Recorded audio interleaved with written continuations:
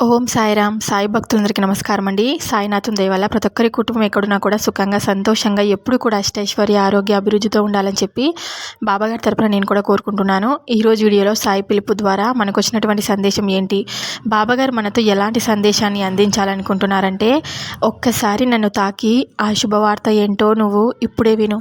ఖచ్చితంగా నీ జీవితంలో ఒక ఊహించినటువంటి అద్భుతాన్ని నువ్వు చూస్తావు అని బాబాగారైతే మనకు ఈరోజు ఒక చక్కటి సందేశం ద్వారా మన ముందుకైతే వచ్చారనమాట. బాబాగారు ఇలా ఎందుకు చెప్తున్నారు అనేది మనం ఆయన మాటల ద్వారానే తెలుసుకుందాం. వీడియో స్టార్ట్ చేసే ముందు ప్రతి ఒక్కరికి ఒక చిన్న రిక్వెస్ట్ అండి. ఈ సందేశం కనుక మీ అందరికీ నచ్చినట్లయితే తప్పకుండా వీడియోకి లైక్ చేసి మరికొంతమందికి షేర్ చేయండి. కొత్తగా మన ఛానల్ని ఎవరైనా చూస్తుంటే కనుక సబ్స్క్రైబ్ చేసుకొని కొంచెం సపోర్ట్ చేయండి ఫ్రెండ్స్. మనం ఎక్కడెక్కడో జ్యోతిషం చెప్పించుకున్నా కూడా మనకు ఎలాంటి ప్రయోజనం లేదని చాలా బాధపడుతూ ఉంటారు కదండి చాలామంది. శ్రీ సాయిబాబా ఆశీస్సులతో జ్యోతిషం చెప్తారనమాట గురూజీ సీతారామరాజు గారు. చాలా నమ్మకమైన గురువుగారండి. ఈ గురువుగారి దగ్గర చూపించుకున్న వాళ్ళందరికీ కూడా వాళ్ళ సమస్యకు పరిష్కారం అనేది దొరికిందనమాట. చాలా నమ్మకమైన గురువు గారు. ఫోన్ నెంబర్ వచ్చేసి 9989794560. మీకు ఎలాంటి సమస్య ఉన్నా సరే, అంటే ప్రేమ, పెళ్లి, ఉద్యోగం, రాజకీయం, విదేశీ ప్రయాణం, ధనం నిలకడ లేకపోవడం, భార్యాభర్తల మధ్య గొడవలు, ఆస్తి తగాదాలు, అప్పుల బాధలు, ఇలా ఒక్కొక్కరికి ఒక సమస్య అనేది ఉంటుంది కదండి. మీ సమస్యకు ఎలాంటి పరిష్కారం దొరకాలన్నా కూడా ఇక్కడ స్క్రీన్ పైన కనిపిస్తున్న నెంబర్కు గురూజీ సీతారామరాజు గారికి కాల్ చేసి మీ సమస్యకు పరిష్కారం అనేది చెప్పించుకోండి. మీ సమస్యకు పరిష్కారం అనేది పూజల రూపంలో కానీ, పరిహారాల రూపంలో కానీ చెప్తారనమాట. ఎంతో నమ్మకంగా మీరు ఒకసారి నమ్మి కాల్ చేయండి, మీకు అంతా కూడా మంచి జరుగుతుంది. ఇప్పుడు బాబాగారి సందేశాన్ని విందామా మరి. తల్లి, ఇప్పటి వరకు మీరు జీవిస్తున్న బందీఖానా వంటి జీవితాన్ని ఇకపై నేను మార్చేస్తాను. తప్పకుండా నీ జీవితంలో ఒక మంచి రోజులు రాబోతున్నాయని, మీ కుటుంబానికి అంతా కూడా మంచి జరుగుతుందని నేను చెప్తున్నాను. మీరు ఎప్పుడు కూడా చాలా బాధపడుతూ మీ జీవితాన్ని అనుభవిస్తున్నారు. ఇక మీదట మీ అందరికీ కూడా మీరు కోరుకున్నట్లు జరిగే సమయం అనేది, సంతోషమైన సమయం అనేది ఇప్పుడు వచ్చింది. ఎవరి మనసులో ఏముందన్నది నాకు తెలుసు కదా. ఎలా తెలుసా? నాకు తెలియనిది ఏముంది చెప్పు. దానికి తోడుగా మీరందరూ ఏది కావాల్సిన అడిగేది నన్నే. మీకు ఏ కష్టం వచ్చినా చెప్పుకునేది నాకే కదా. మరి నాకు తెలియకుండా ఏది ఉంటుంది చెప్పు. ఈ రోజు వరకు మీ ఇంటిలోని వారందరూ ఉద్యోగాలు చేస్తూనే ఉన్నారు, ఎంతో కొంత సంపాదించుకుంటున్నారు. అయినా సరే ఆ సంపాదన మీకు ఏ విధంగానూ సరిపోవడం లేదు, అవునా? ఇంకొందరు ఉద్యోగం కోసం ప్రయత్నం అంటూ చేస్తూనే ఉన్నారు, కానీ ఆ ఉద్యోగం రాక ఎంతో మానసిక వేదనకు గురి అవుతూ ఉన్నారు. మీకు ఈ ఏడాది ఉద్యోగం వస్తుందని నేను ఖచ్చితంగా చెప్తున్నాను.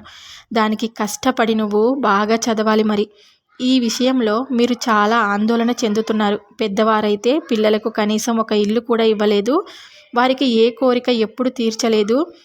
ఈ చాలని సంపాదనతో ఏం చేయాలని ఈ రోజు వరకు బాధపడుతూనే ఉన్నారు. ఇక పిల్లలైతే ఇక మంచి చదువులు చదవాలి, బాగా సంపాదించాలి, అమ్మా నాన్నలను బాగా చూసుకోవాలి అని అనుకుంటున్నారు కదా. మాకంటూ ఒక ఉద్యోగం వస్తే మా జీవితం స్థిరపడిపోతుందని ఎంతో మనోవేదనకు గురి అవుతున్నారు. ఇకపై మీరు అనుకున్నది అనుకున్నట్లుగా జరుగుతుంది. ఏది మొదలు పెట్టినా ఎంతో సులువుగా, విజయవంతంగా పూర్తవుతుంది. మీరందరూ కోరుకునేది మీరు బాగుండాలనే, కానీ ఎదుటి వారిని చెడు జరగాలని కాదు కదా. అటువంటప్పుడు మీకు మంచి జరుగుతుంది, కానీ చెడు ఎలా జరుగుతుంది? మీరు జీవిస్తున్న ఈ బందీఖానా లాంటి జీవితం నుండి మీకు విముక్తి లభించింది. మీ వంటి ధైర్యవంతులు, సాధించాలనే తపన ఉన్నవారు, లేమితో కూడా ధర్మం తప్పని వారు, కష్టించే తత్వం ఉన్నవారు, భగవంతుని మీద నమ్మకం, సాటి వారి మీద దయ కలిగి ఉంటే ఎంతటి కష్టమైనా బెదిరిపోయి వెళ్ళవలసిందే. ఇకపై మీ జీవితం ఇప్పటి వరకు మీరు అనుభవించిన కష్ట జీవితానికి స్వస్తి చెప్పి సుఖమైన రోజుల వైపు పరుగులు తీస్తుంది. అయితే మీరు మాత్రం ఎంత ఉన్నత స్థాయికి వెళ్ళినా సరే మీ యొక్క మనస్సులో ఎటువంటి గర్వం రానియకుండా మంచిగానే ప్రవర్తించండి. ఇది మీరే కాకుండా మీలాంటి వారు ఎంతోమంది కూడా ఎందరో తెలుసుకోవాలి. మీకు నా ఆశీస్సులు ఎప్పటికీ కూడా తెలుపుతూ ఉంటాను. ఎప్పుడు కూడా మీరు నన్ను నమ్మినా నమ్మకపోయినా మీ బాధలన్నింటికీ నేను చూస్తూనే ఉంటాను. మీరు తల్లి తండ్రిగా భావించి నన్ను ఆరాధిస్తున్నారు. అలాగే మీ కష్టాలు, కోరికలు, మీకు సంబంధించిన ప్రతి విషయం నాకు తెలియజేసుకొని తృప్తి పడతారు. మీరు కోరుకున్నవన్నీ నెరవేరినప్పుడు ఎంతో సంతోషంతో నా దర్శనానికి వచ్చి తృప్తి నిండిన కళ్ళతో నన్ను చూస్తూ నాకు మిఠాయిలు తినిపించి ఆనందపడతారు. మీరు అనుకున్నది జరగకపోతే నన్ను విమర్శిస్తారు. బాబా నాకు ఎప్పుడూ ఏమీ చెయ్యరు అని బాధతో దుఃఖిస్తూ నా దర్శనానికి వస్తారు. నన్ను చూస్తూనే తల్లిని చూసినట్టుగా మీ బాధలన్నీ మర్చిపోయి సంతోషపడతారు. అప్పటి వరకు ఉన్న బాధలన్నింటికీ మర్చిపోయి నా ఆశీస్సులు కోరుకొని వెళ్తారు. మీకు నేను ఏమి చేసినా చేయకపోయినా మీరు నన్ను భక్తి భావంతో మీ ఇంటి పెద్ద స్థానంలో ఉంచుతారు. మీరు సంతోషంతో నన్ను పొగిడినప్పుడు మీ ఆనందం చూసి నేను చాలా సంతోషిస్తాను. బాధలో నన్ను విమర్శించినప్పుడు నేను అనుకుంటాను, మరి వీళ్ళందరూ నేనే వారికి సర్వస్వం అనుకొని నన్ను నమ్ముకున్నారు కదా. సంతోషంతో పొగిడిన వారికి బాధలో ఒక మాట అనే హక్కు ఉంటుంది కదా. నా దగ్గర అంత చనువు మీకు ఉంది కనుకనే, మీ సొంత వాడిని అనుకుంటున్నారు కనుకనే భావన నాకు చాలా సంతోషాన్ని ఇస్తుంది, చాలా ఆనందంగా ఉంటుంది కూడా.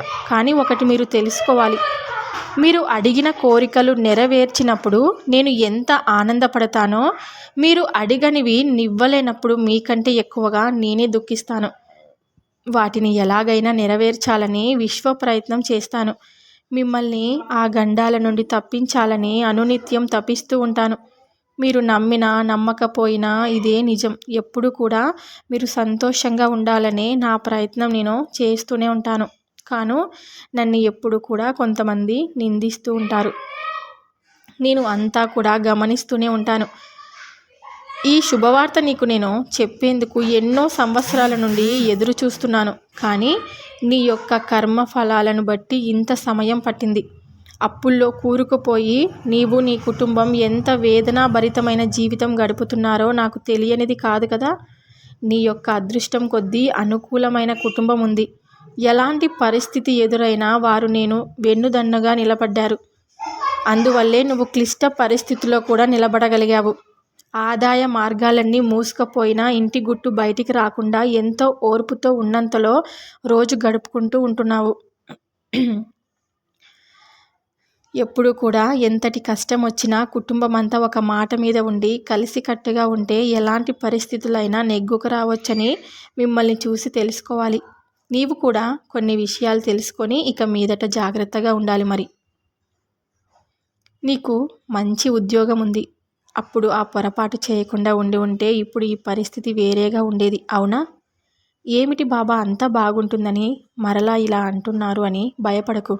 అంతా బాగుంటుంది కనుకనే ముందు చేసిన తప్పు మరలా చేయకూడదని నేను నీకు చెప్తున్నాను. పరిస్థితులు అన్నీ చక్కబడుతున్నాయి. ఇప్పటికే నీ ఇంట వచ్చిన మార్పు గమనించే ఉంటావు కదా.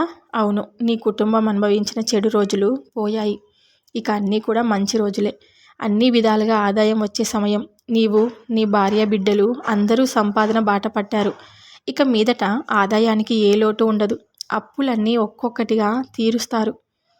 సరిగ్గా ఈ రోజుకు 3 నెలల లోపున అప్పులన్నీ తీర్చి తర్వాత సొంత ఇల్లు కట్టుకోవడానికి ప్రణాళికలు కూడా వేసి చాలా సంతోషంగా విజయం సాధిస్తారు. అయితే ఇప్పుడు నీ మనసులో ఏముందో నాకు తెలుసు. ఇంకా అన్ని రోజులు ఎదురు చూడాలా అని ఆలోచిస్తున్నావు కదూ. మన దగ్గర నుండి సంపాదన దూరమైనప్పుడు చాలా వేగంగా పోతుంది. వచ్చేటప్పుడు ఒక్కొక్కటిగా వచ్చి చేరుతుంది. అయితే సంపద తిరిగి రావడం మొదలైతే ఆగడం అన్నది జరగదు. స్థాయి పెరిగింది కదా అని గర్వం రానివ్వకు సుమా. ఇక అన్నీ కూడా నీ జీవితంలో శుభకరమైన రోజులే. నువ్వు కోల్పోయినవన్నీ కూడా ఖచ్చితంగా తిరిగి సంపాదించుకుంటావు. ఎప్పుడు కూడా ఈ బాబాపై పూర్తి విశ్వాసంతో ఉంటే చాలు. అంతా కూడా నీకు మంచి జరుగుతుందని ఎప్పుడూ నీకు నేను చెప్తూనే ఉంటాను. ఇది నేను ఎప్పుడు కూడా నీకు మాట ఇస్తూనే ఉంటాను. కానీ నువ్వు చిన్న చిన్న ప్రయత్నాలను చేసేటప్పుడు ఒకసారి ఆలోచించి ఆ పనిని మొదలు పెట్టాలి. ఎప్పుడు కూడా చిన్న చిన్న అడ్డంకులు వస్తూ ఉంటాయి. మనం జాగ్రత్తగా ఉండాలి అని నీ మనసును నువ్వు సర్ది చెప్పుకుంటే చాలు. విజయానికి దగ్గర మార్గాలంటూ ఏమీ ఉండవు. నీవు ఎంత కఠోర శ్రమ చేశావు అన్న దానిపై ప్రతిఫలం ఆధారపడి ఉంటుంది. నేను ఇలా చేస్తే నీకు రుచించదు. నేను ఎల్లప్పుడూ ఏమి చేస్తే ఇష్టమో చెప్పనా?